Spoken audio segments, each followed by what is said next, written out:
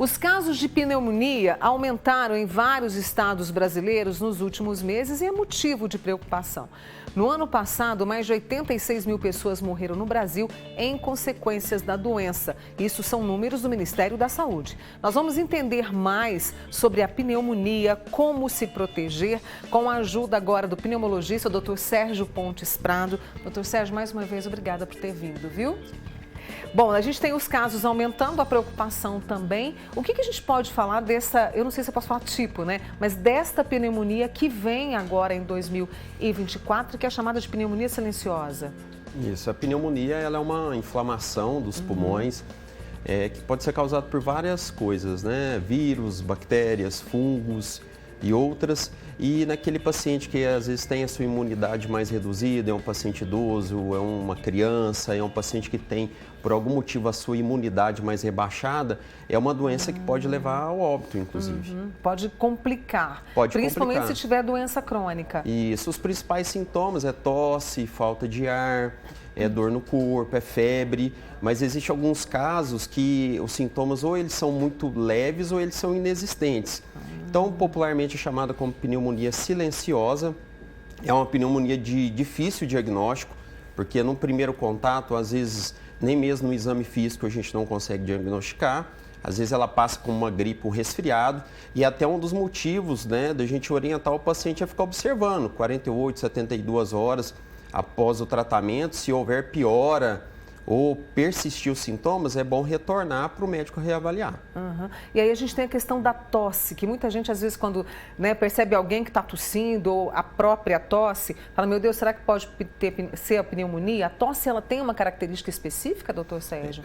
A tosse, ela é um sintoma muito comum no consultório, né? É o quinto sintoma que mais traz o paciente para dentro do consultório. E ela não necessariamente é porque você está tossindo, você tem pneumonia. Pode ser uma doença de via aérea alta, pode ser um refluxo. Mas quando essa tosse, ela é uma tosse intensa, é uma tosse secretiva e principalmente associada a febre e falta de ar, pode ser pneumonia. Muito bem. E a gente tem registro também em adultos jovens, crianças, dessa pneumonia que a gente tem visto agora no Brasil? Sim, os principais grupos, como sempre, né, são os pacientes que têm a sua imunidade mais reduzida. As crianças e os idosos, até por questão de faixa etária, desenvolvimento da imunidade, e os pacientes que têm já doenças crônicas, os diabéticos, os renais crônicos, os pacientes que fumam, que têm algum tipo de câncer, os asmáticos, os pacientes com enfisema, são os grupos mais prevalentes, que têm o maior risco de desenvolver uma forma mais grave. Doutor, você já estava lendo algumas reportagens justamente mostrando que esse tipo de situação já era, digamos assim, algo previsto, principalmente pós-pandemia. Isso se explica? Sim, infelizmente, eu acho que com a pandemia, com os questionamentos com relação à vacina, a população acabou deixando de tomar alguns cuidados. Eu acho que alguns cuidados a população tomou e outras não. Eu acho que houve uma queda significativa nas taxas de vacinação, na vacina contra a gripe, por exemplo, né? A população ela acabou não se preocupando tanto e a gente já esperava um pico, não imaginava que esse pico seria tão alto assim, né? A síndrome gripal, aqui em Uberlândia mesmo, mais de 64 mil casos, lotando as internações dos hospitais.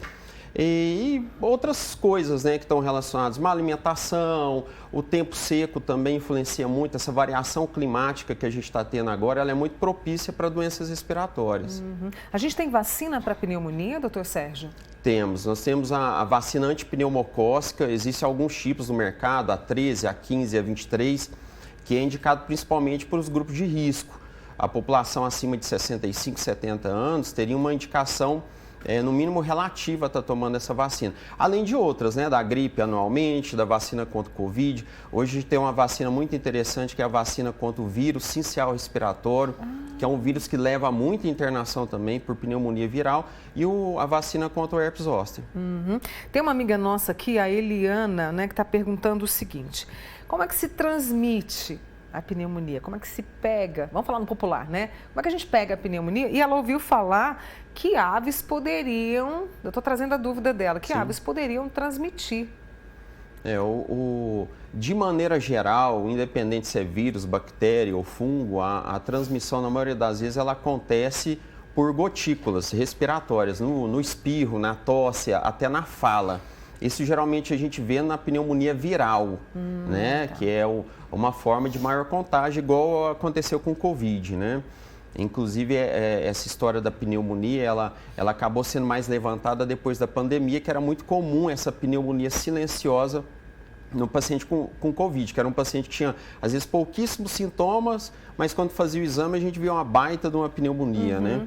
E com relação às aves, na verdade, não é uma pneumonia, né? É uma pneumopatia que pode ser causada, né, por germes, né, que envolve os pássaros, né? Em alguns casos até fibrose, que é uma doença grave, inclusive. Doutor Sérgio, a nossa amiga Cidinha, meu marido, ele usa o medicamento e tosse muito pela manhã.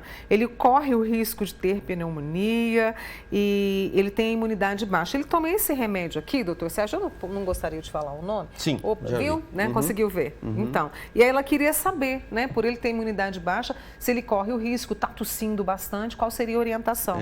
Só pela medicação que teu marido utiliza, já é sabido que ele tem alguma doença respiratória, né? Talvez asma, talvez bronquite ou até mesmo enfisema pulmonar. Então ele se enquadra no grupo de risco de desenvolver pneumonia. É um paciente que deveria estar usando a medicação regularmente, estar fazendo atividade física, pelo menos 150 minutos por semana, estar com as vacinas em dia e fazendo o controle ambiental, que é evitar poeira, mofo, fumaça. Né? Esse tempo seco acaba com a gente, né, doutor Sérgio? Sim, demais. Esse período do ano é incrível a quantidade de casos que a gente observa no consultório. Tem aqui a preocupação da minha amiga Márcia, ela tem um filho de 9 anos, todo mês ele fica gripado, todo mês ele fica gripado. O que ela pode fazer? E ele corre o risco também de ter pneumonia, depender desse tempo? Aí teria que avaliar direitinho, viu, Márcia? Mas assim, como ele tem 9 anos, eu pesquisaria inicialmente doenças de via aérea alta, rinite, sinusite, desvio de septo, pólipo nasal, né? E alergias, né? De repente passar com um otorrinolaringologista ou um alergologista, porque seu filho ele pode estar nesse grupo de risco para desenvolver pneumonia, sim. Antes de entrar na prevenção, na proteção, o que a gente pode fazer? Por exemplo, eu já tomei a vacina da gripe, estou aqui tranquila, mas a gente quer saber o que mais a gente pode fazer no nosso dia a dia. Mas antes, deixa eu trazer, porque o Manhã Total está abordando essa questão de pneumonia, a gente gosta muito de tratar da saúde, falar de bem-estar aqui com vocês, porque a gente se preocupa e quer que você se cuide. Aí eu tenho uma amiga minha, a Dorinha, que perdeu uma prima neste sábado, depois de ser internada com pneumonia, 13 horas depois que ela foi internada. E a sobrinha está na UTI com pneumonia também. O que é isso, doutor Sérgio? Existem alguns casos que acabam evoluindo, né, progredindo para situações mais graves. Na maioria das vezes, a pneumonia, a gente consegue facilmente tratar em casa, né? Um paciente bem avaliado, com uma boa conduta, seguindo as orientações médicas, a maioria dos pacientes, eles evoluem muito bem. Mas em alguns casos, mesmo fazendo todas as orientações médicas, esses casos, eles acabam necessitando de um suporte, né? E com isso internação, às vezes intubação, medicação endovenosa. São casos mais isolados, mas que a gente está vendo com mais frequência por causa do número de casos que realmente está bem aumentado. Marielle, muitas perguntas chegando aqui. Vou te pedir mais um tempinho com o doutor Sérgio, né, para a gente começar a semana muito bem cuidado. Uma pergunta que chega: gripe tem a ver com alimentos gelados? Boa pergunta, não, né? Isso é muito frequente no consultório. Na verdade, não, né? Eu costumo falar que faz mais mal você ficar abrindo a geladeira para pegar o alimento gelado do que consumir o gelado. Na verdade, isso é uma coisa cultural, principalmente aqui no Brasil. Óbvio que em excesso, né, poderia fazer mal, mas de maneira bem objetiva mesmo, não. Não.